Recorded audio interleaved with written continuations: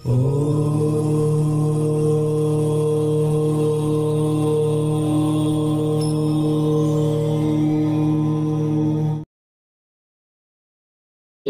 দ্বারা কারো ক্ষতি করা সম্ভব? দেখুন, এই প্রশ্নটার উত্তর দেওয়ার আগে আমি একটি কথা বলি যে আমি ব্যক্তিগতভাবে, যদি আপনি আমার ব্যক্তিগত মত চান, আমি ব্যক্তিগতভাবে এই পথের একদম পক্ষপাতী নই। কারণ আমার গুরু বা আমার আচার্যরা এই শিক্ষা আমাকে দেননি যে আমি অযাচিত ভাবে, সে আমার কোনো ক্ষতি করেননি, আমি তার ক্ষতি করতে যাব। বা আমার কাছে কোনো ভক্ত এসছেন, তিনি অপর দিকের কথাই বলে চলেছেন যে ও আমার ক্ষতি করেছে, ও আমাকে বান মেরেছে, ও আমাকে তান্ত্রিক ক্রিয়া করেছে, আপনি বিপরীত প্রতিক্রিয়া করুন। আমার সেই উদ্দেশ্য নয়, আমি তাকে বাঁচিয়ে নিয়ে আসব। তন্ত্র মানুষকে বাঁচতে শেখায়। তন্ত্রের দ্বারা ক্ষতি করা সম্ভব। বিভিন্ন রকমের তন্ত্র ক্রিয়া, পুতুল ক্রিয়া, হ্যাঁ, বিভিন্ন রকমের হোম, বিভিন্ন রকমের ক্রিয়ার মাধ্যমে, প্রত্যাঙ্গিরা প্রয়োগ, এইগুলোর মাধ্যমে মানুষের চূড়ান্ত ক্ষতি করা সম্ভব। কিন্তু সাধক কি সেটা চায়? আমার কাছে যারা আসে, আমিও তো দুপক্ষ বিচার করব, তবে না আমি সে কাজটা করব। আমি একজনের কথা শুনে তার বিরুদ্ধে ক্ষতি করে দিলাম, এটা তো সম্ভব না।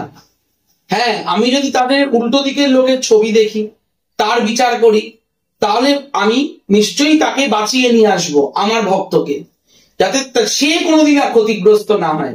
কিন্তু তার বিপরীত রিয়াকশন আমি দেওয়ার কেউ নই। স্বয়ং জগৎ জননী রয়েছে, তিনিই সবার নির্ধারণ করবেন, আমি তো নিমিত্ত মাত্র। তন্ত্রের দ্বারা মারাত্মক মারাত্মক ক্ষতি করা সম্ভব, আমার নিজের চোখে দেখা। একটি মানুষ, সুস্থ মানুষ, মানে আমার কাছে অনেক পরে, মানে মারা যাওয়ার 1 সপ্তাহ আগে এসেছিলেন, তখন আর কিছু করার ছিল না, মানে একেবারে, মানে কোনো ডাক্তার রোগ ঠিক করতে পারছে না, ভেলোর অব্দি পৌঁছে গেছিলেন, সমস্ত ডাক্তার, কলকাতা ডাক্তার সব রোগ ধরতে পারছেন না, শুকিয়ে যাচ্ছে ভেতর থেকে। তারপর আমারই এক পরিচিতর মাধ্যমে এসেছিলেন, তখন আমি দেখেই বললাম যে কিছু করার নেই, এখন একদম শেষ পর। মানে নিয়মিত ক্রিয়া করতো তার উপরে, সেই মানুষটা জলজ্যান্ত চোখের সামনে চলে গিয়েছে। তাই তন্ত্র ক্রিয়ার দ্বারা মানুষকে মারাত্মক জায়গায় পৌঁছে দেওয়া সম্ভব। কিন্তু আমি আমার ভক্তকে বাঁচাবো, আমি অপর দিকে, আমি কম্পিটিশনে যেতে চাই না, আমি আমার ভক্তকে সুরক্ষা দিতে চাই। সেই জন্যই আমি ওই তন্ত্রের মাধ্যমে কাউকে ক্ষতি করা, আমি পক্ষপাতী নই। এই যে বিভিন্ন জায়গায় শুনি যে প্রেত চালান বা কালী চালান, এই যে এগুলো কি হয়, মানে এগুলো সত্যি হয়? দেখুন, পজিটিভ যেমন আছে, নেগেটিভও তেমন আছে। আপনি যদি ভাবেন ভগবান আছে, আপনি যদি মনে করেন ঈশ্বর আছে, তাহলে আপনাকে এটাও বিশ্বাস করতে হবে প্রেত আছে। কারণ মানুষের শরীরেই তো নেগেটিভ পজিটিভ দুটো এনার্জি আছে, তাহলে গোটা জগৎ সংসারে কেন থাকবে না? এবার আমার ক্ষেত্রে আমি নিজের অনেক প্রমাণ আছে, তার মধ্যে একটি কথা বলছি। একটি ছেলে আমার কাছে এসেছিল, তার উপরে সম্পূর্ণরূপে প্রেত তার সারা শরীরে চালনা হচ্ছে। সে যখনই কোনো কাজ করতে বসছে, তার শরীর ভারী হয়ে যাচ্ছে, তার মনে হচ্ছে তার পা থেকে মাথা অব্দি কেউ একজন উঠছে। তার বাড়ির লোক হাউ হাউ করে কাঁদতে আমার কাছে এসেছিল গত বছর কালী পুজোর সময়। মানে সে দিশাহারা হয়ে গেছিল। সেই ছেলেটি খুবই বাচ্চা ছেলে, চাকরি করে। তাকে বিভিন্ন রকম ক্রিয়া প্রয়োগ করে তাকে তার ভেতর থেকে নেগেটিভ এনার্জিকে বার করে সে আজকে সুস্থ। তাই প্রেত চালান অবশ্যই সম্ভব। কোনো মানুষ যদি বিপরীত দিকে মানুষকে ক্ষতি করতে চায়, সে অবশ্যই করতে পারে প্রেত চালিয়ে। কিন্তু আমাদের কাছেও সেই পাওয়ার আছে, আমাদের কাছেও সেই শিক্ষা, আমার গুরু, আমার আচার্যদের শিক্ষা আছে যে আমরাও সেই জায়গা থেকে তাকে বাঁচিয়ে নিতে পারি, এরকম প্রমাণও আছে। সেই ছেলে আজকে সুস্থ। আমার কাছে কালী পুজোর সময় আসা ছেলে আর আজকে আসা ছেলের মধ্যে আপনি নিজেই পার্থক্য খুঁজে পাবেন না। সে সারাক্ষণ বলছে, ঘুমোতে যাচ্ছে যখন, তখনও তার পাশে শুয়ে রয়েছে, সে মাথা কাজ করাতে পারছে না, তা সেই সময় তার সারা শরীর, মানে তাকে ধরে রাখা যাচ্ছিল না, এরকমও ঘটনা ঘটেছে। তাই প্রেত চালান যেমন সম্ভব, সেখান থেকে বাঁচিয়ে নিয়ে আসার মতো লোক আছে, যদি সে জানে তাকে কি করে বাঁচাতে হবে। আমরা বিভিন্ন রকমের অভিষেক করাই তাকে, বিভিন্ন রকমের মন্ত্রপুত জল দিয়ে তাকে স্নান করাই 1 মাস ধরে বিভিন্ন তিথিতে, তারপরে তাকে হোমে বসাই, হোমে বিভিন্ন রকমের ক্রিয়া হয়, তারপরে এই জায়গা থেকে মুক্তি প্রাপ্তির জন্য যে দেবীকে ধরতে হবে সেই দেবীর বিশেষ ষোড়শোপচারে পুজো হয়, তারপরে সে মুক্তি পায়। তাই আমার কাছেও এরকম বহু ঘটনা আছে, তার মধ্যে একটা ছোট্ট ঘটনা আমি বললাম। তোমার এই সাধক জীবনে কোনো মানে ভয়ঙ্কর কোনো ভৌতিক অভিজ্ঞতা তুমি যদি বলো? দেখো, আমরা তো বিভিন্ন মুন্ড সাধনায় বিভিন্ন সময় বিভিন্ন শ্মশানে যাই, আগেও গেছি, এখনো যাই। এখন হয়তো শিষ্যদের নিয়ে যাই বিভিন্ন রকম প্র্যাকটিক্যাল দেখানোর জন্য, এই সমস্ত ক্রিয়া শেখানোর জন্য। তো অভিজ্ঞতা অনেক রকমের আছে। যেমন আমার পরম গুরুদেবের সমাধি মন্দির বক্রেশ্বর মহাশ্মশানে, সেই পঞ্চমন্ডির আসনে বহু অভিজ্ঞতার আমি এবং আমার বহু শিষ্য সেই অভিজ্ঞতার সঙ্গে মানে বুঝেছেন আর কি। এবার কোন এনার্জিকে তো মানে সম্পূর্ণ দেখা যায় না, এটা তো আর কোনো সিরিয়াল নয় যে আপনার সামনে একটা সাদা কাপড় পরা কেউ চলে এলো, আপনি ভয়ে অজ্ঞান হয়ে গেলেন। এটা একটা এনার্জি। কোন একটা বাড়ি, অনেক ভৌতিক বাড়ি আছে যে বাড়িতে ঢুকলে ফিল করা যায়। এবার এরকম আমিও অনেক সময়, আমি যখন প্রথম এই জগতে ঢুকছি আমারও ভয় হচ্ছিল, আমিও ভয় পেয়েছি যখন বিভিন্ন ধরনের তন্ত্রে একের পর ধাপে গিয়েছি। কিন্তু আমার আচার্যরা আমাকে সেই জায়গা দিয়েছে যাতে আমি ওই জায়গাটায় বসতে পারি। চিতা হোম বলো, শ্মশান হোম বলো, শ্মশান সাধনা বলো, আমার আচার্যরা প্রচুর সাহায্য করেছে। তাই আমিও এরকম ভৌতিক বিভিন্ন রকম ঘটনার সাক্ষী। তবে এখন আর সেই জায়গাটায় আসতে হয় না, কারণ এখন সেই জায়গা থেকে পরিত্রাণ পাওয়ার উপায় আমার জানা। সেই সময় হয়তো জানা ছিল না, আমি তখন ছাত্র ছিলাম। হ্যাঁ, এখন আমি কিছু শিষ্যের শিক্ষক। এটাও তো একটা শিক্ষা, কারণ তন্ত্র হচ্ছে মহাসমুদ্র। আমরা এখনো পা একটু ডুবিয়েছি, এক জন্মে তন্ত্র শেখা যায় না।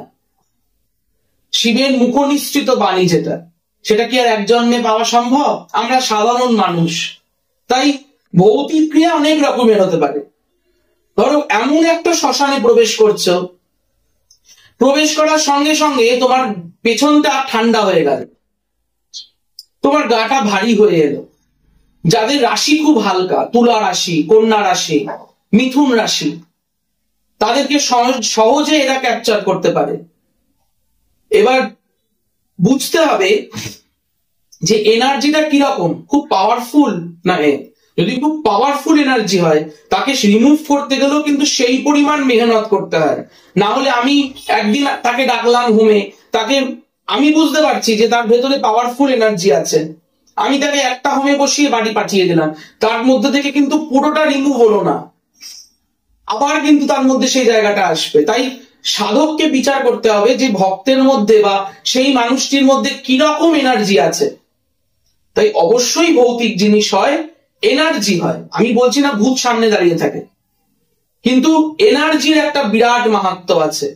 যারা তন্ত্র পথে, ওই যে বললাম, আপনি যদি ভগবানকে বিশ্বাস করেন, আপনি যদি কবচকে বিশ্বাস করেন, আপনি যদি মাধবীকে বিশ্বাস করেন, তাহলে আপনাকে এটাও বিশ্বাস করতে হবে যে শয়তান বা ভৌতিক বা প্রেত এটাও আছে, তাহলে তো জগৎ হবে না।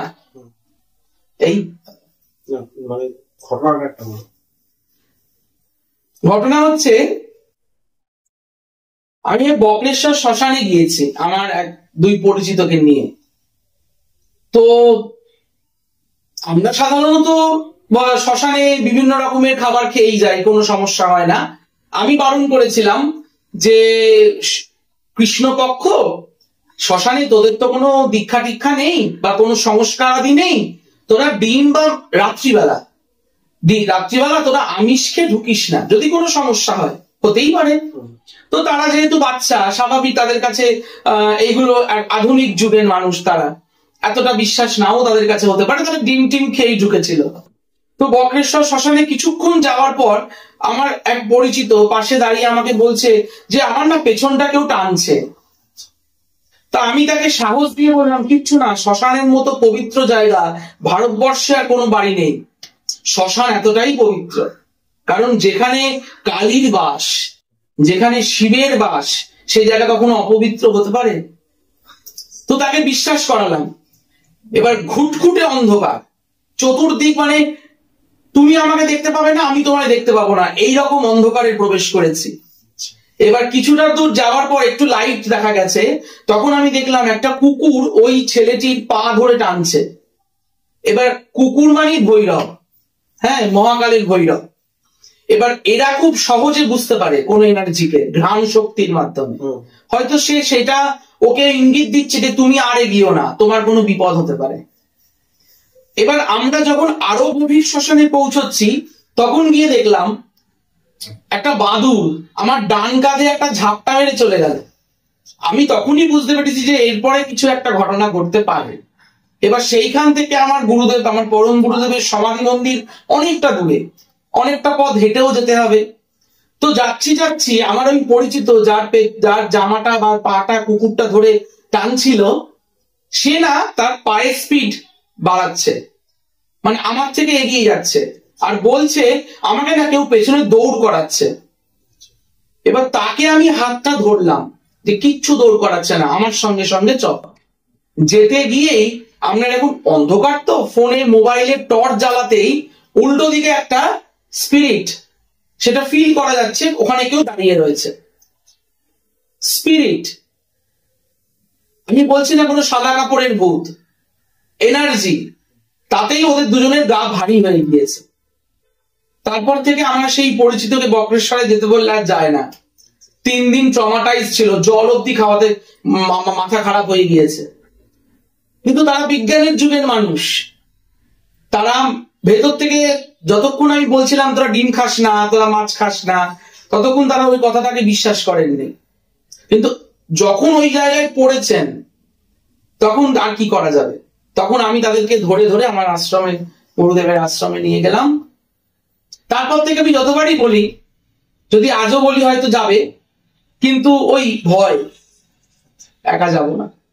তাই আমার একটা ছোট্ট ঘটনা, ভৌতিক একটা স্পিরিট, 3 জনই আমরা প্রত্যক্ষ করছি। আমি এই বিষয়টা নিয়ে খুব ওয়াকিবহাল, আমি জানি, কিন্তু আমার সঙ্গে যারা গেছে তারা তো জানে না,